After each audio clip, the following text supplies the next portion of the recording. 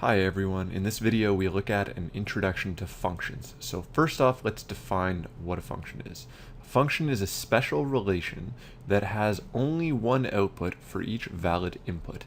If a relation has multiple outputs for a single input, the relation is not a function. So this definition is very important. What I'd like you guys to do is think about a function as though it's a machine that essentially takes out or takes in an input and then spits out one value. Okay, so here we're dealing with, imagine that we have, we can represent a function as an equation.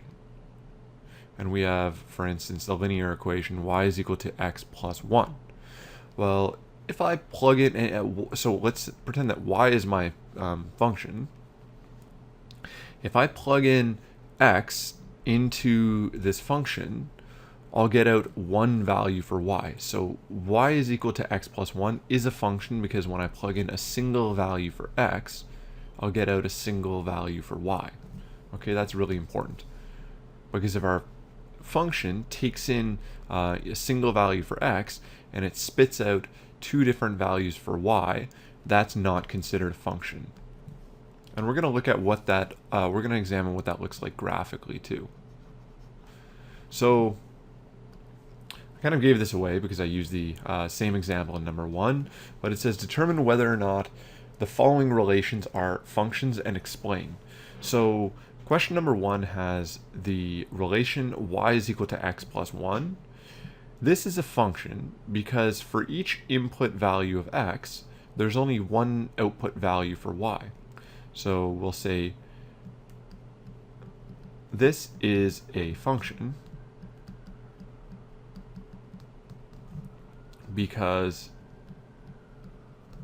for each input or each value in the domain, so this is a function because for each input or each value in the domain, which is just the values for x,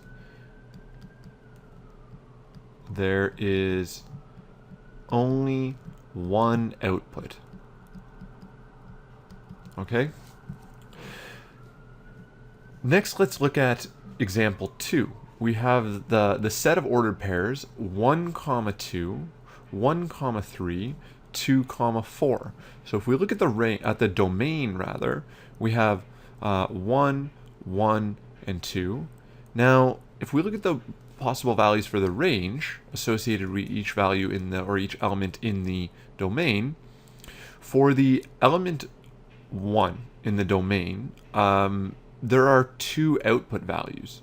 So this is not a function because I have one input going to 2 and the same input maps to 3. So not a function because the input value 1 has two output values. Output values in the range.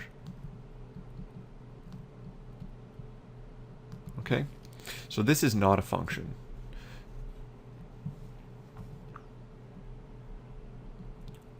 Next, let's look at the equation y is equal to the square root of 2x plus 1.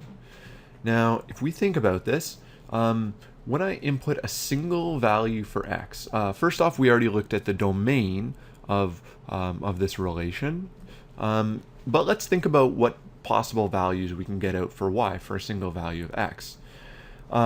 If I change the value for x here, so first off, if I have like x is equal to 1, I'm going to get 2 times 1 plus 1, which would give me root 3. If I plugged in the value, let's say 4 for x, I would get 2 times 4 plus 1, which would be 9, and y would be the square root of 9, which is 3.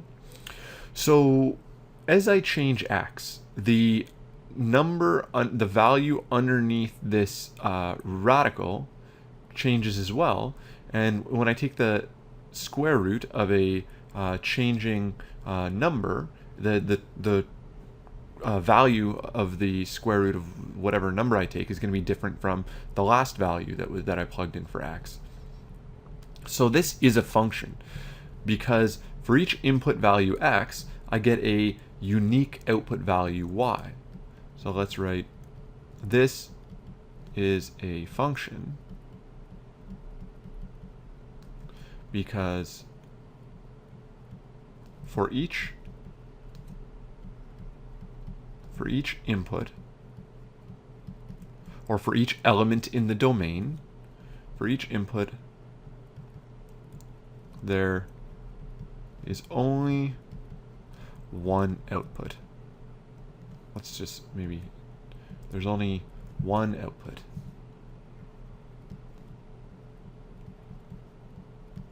Or for each element in the domain, there's only one element in the range.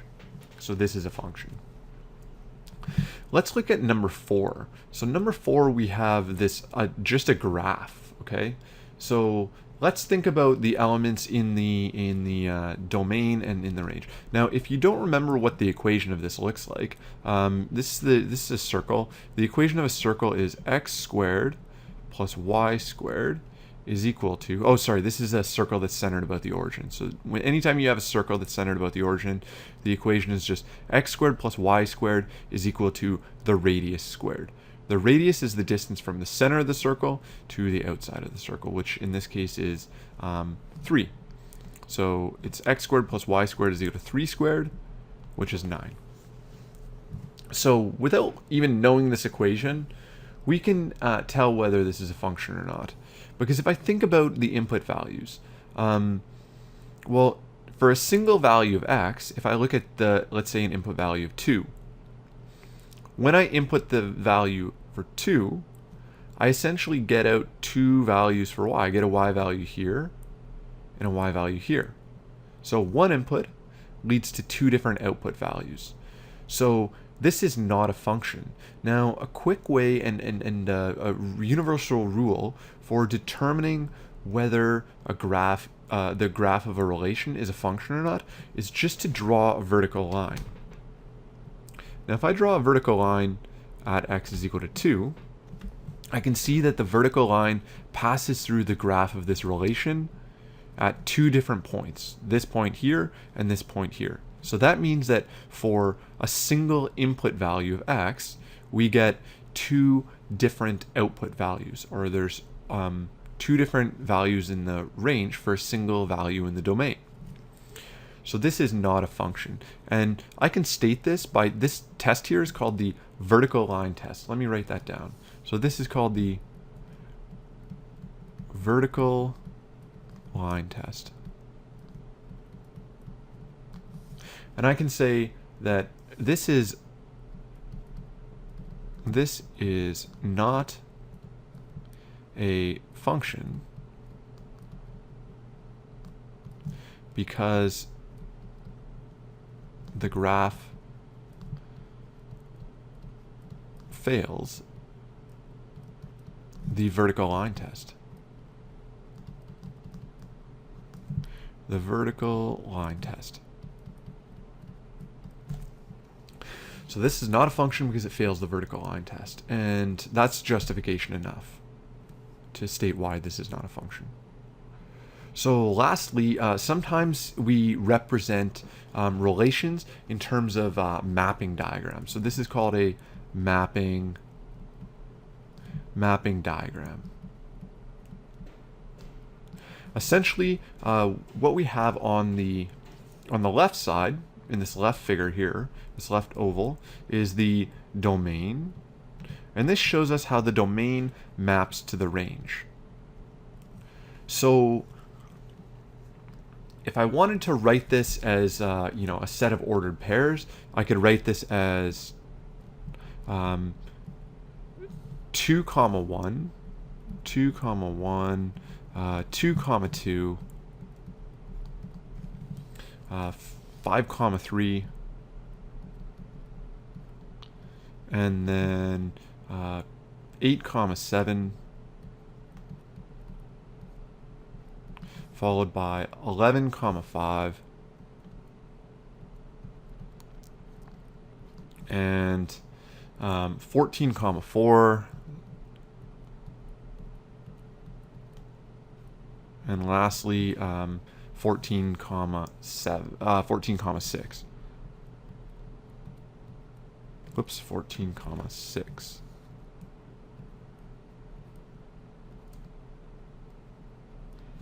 So this set of ordered pairs essentially represents this relation. Okay, so now what's the point? You might ask, what's the point of even representing this relation using this mapping diagram? Well, it kind of graphically or visually shows whether this relation is a function or not. Now, if you look at this element in the domain, when the element, we've got the element 2 in the domain mapping to both 1 and 2. So this is an input value, remember? And it's mapping to two different, or it has two different outputs for a single input. Same thing with 14. The element 14, it maps to 4 and 6. So we have an element in the domain, two elements in the domain actually, mapping to two elements in the range. So by definition, this is not a function. So not a function as let's say as one output, one input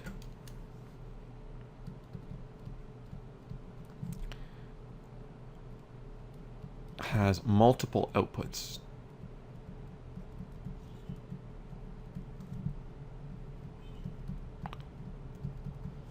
And really there's actually two, well, I guess you could say that two inputs have multiple outputs, but that's kind of confusing when you say that. So you could say that not a function as two inputs have multiple outputs.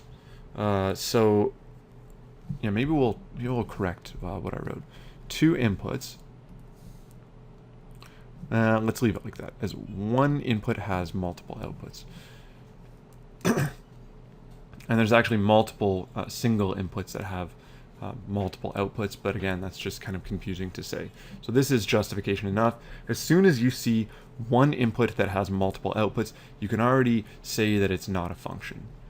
So that concludes this video, and we'll see you in the next lesson.